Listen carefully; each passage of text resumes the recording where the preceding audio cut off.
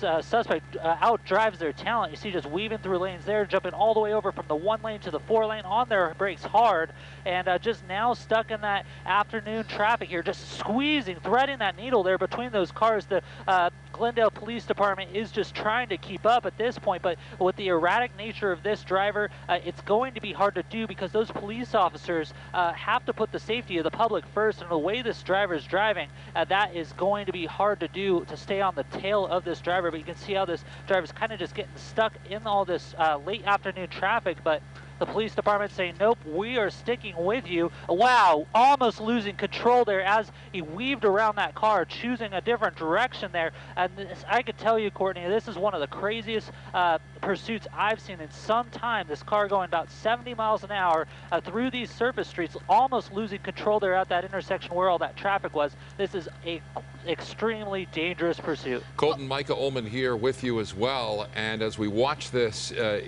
become increasingly dangerous on surface streets, oftentimes law enforcement will actually back off and try and calm things down. It doesn't appear at this point that these officers are willing to do that.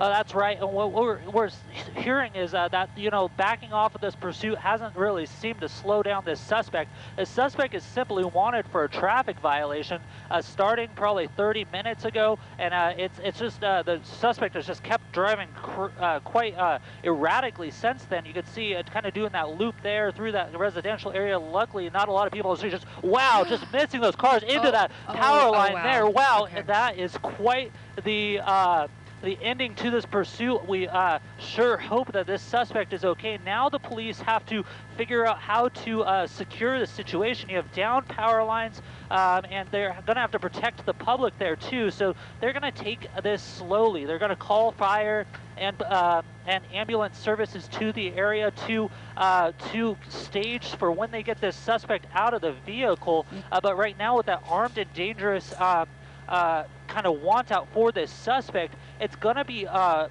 slow process to make sure that the suspect isn't going to harm any of the officers or the public. You can see they have a canine unit out as well, so if this suspect comes out and decides to run, which would be hard to do after that type of impact, that canine officer is there and ready to take the suspects into custody. Three people in the car, three people so far coming out of that vehicle. First person there being taken into custody by those officers. You see the air unit overhead calling out this to the dispatchers, and you see the person behind the vehicle there laying down on the ground, throwing that phone out of the way. The second person, 4 people, wow, another person coming out of that car too. It's amazing that these people can move after that accident there, but 1, 2, 3, 4, 2 in custody, the other 2 proned out on the ground, and they're just going to keep calling these suspects back. As they as they kind of have the opportunity to. It doesn't look like this point that all of these suspects are injured in a way where they can't move. It's hard to tell right now from our angle to see how that driver is doing, possibly a passenger now that looking at that vehicle is doing, kind of sticking their arms out of that door over there. But the police department's taking this one by one suspect, one by one, to take them into custody after this this huge crash here, taking down a power line into a tree. Luckily, no civilians or the public was injured, but there you go. They're going to take that 4th person into custody, standing up, walking slowly back to those officers. This is what they want to see as they take these suspects into custody. Very slow movements. They're going to check the suspect for weapons, take them into custody, and then they're also interviewing all these different suspects to make sure there's no one else in the vehicle. There's number 5 coming out of the vehicle. So a lot of people in that very small Toyota vehicle there, and luckily they're all moving well. You see that last person there just said, hey, I'm done. I'm going to come over. I'm going to put my hands behind my back. And I'm ready to be taken into custody. But those officers still poised to make sure that they can clear that vehicle and make sure that it is safe and this situation is wrapped up here in the Los Feliz area here, just to the west of the 5 freeway, and to the, let's see, south of this is actually Echo Park, my bad. And so now you're going to see the officers here come together, and they're going to approach the vehicle and clear it, Micah. There it is again. Sorry, Courtney. As we see on screen, right, a replay of this crash, and a minor miracle, frankly, that no one was hurt, either bystanders or anyone in that car. Look at that. This happened at a Arco gas station right there. Can you imagine just pumping gas and seeing this all go down? And amazingly, 5 people got out of that vehicle and seemingly looked okay, that they were able to walk out unhurt.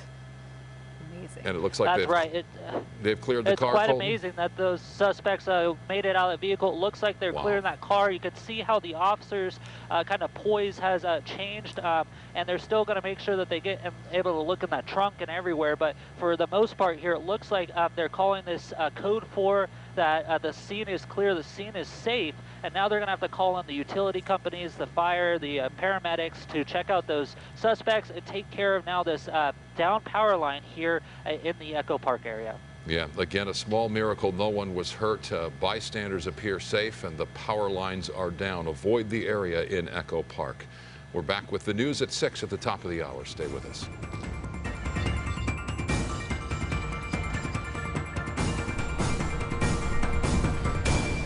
You see there the moments after that incredible pursuit that ended in an, astounding crash. Oh my gosh. I think do we still have the helicopter that we could still sort of look at the wreckage there? We were talking about how incredible it was that when the car launched off of, and we'll show you this, we're trying to get the replay clip, I think here. When the car hit the curb, it went airborne and then sort of started to go in an arc. The hood of the car impacted that pole, but sort of as opposed to hitting it straight on, it hit it when it was sort of on its side already, thinking that probably was, I mean, of huge luck apparently to what ended up being 5 people. What Micah said, it's a minor miracle. Watching that in that split second, you're like, oh my gosh, we're about to watch this guy and had no idea into a power pole. That there were 5 people. Imagine how scared you'd have to be to be in one of those. Car. Yeah.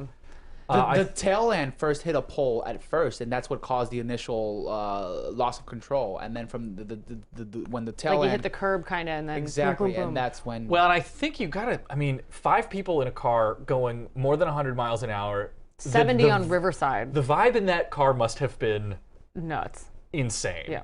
And we saw, obviously, I believe it was probably the LAPD at that point, take into custody those 5 suspects. We are right now just trying to identify the owner of that vehicle now by looking at the plates there. I believe that we're on air on the app, so if you're watching us on Roku or on the KTLA Plus app, hello, nice to see you. This is KTLA 5 Live. It's the online-only digital streaming show that's here Monday through Friday. We're going to try to stay on this as much as we can, but we have to leave because we got to come back in a couple of minutes so we can be on the website.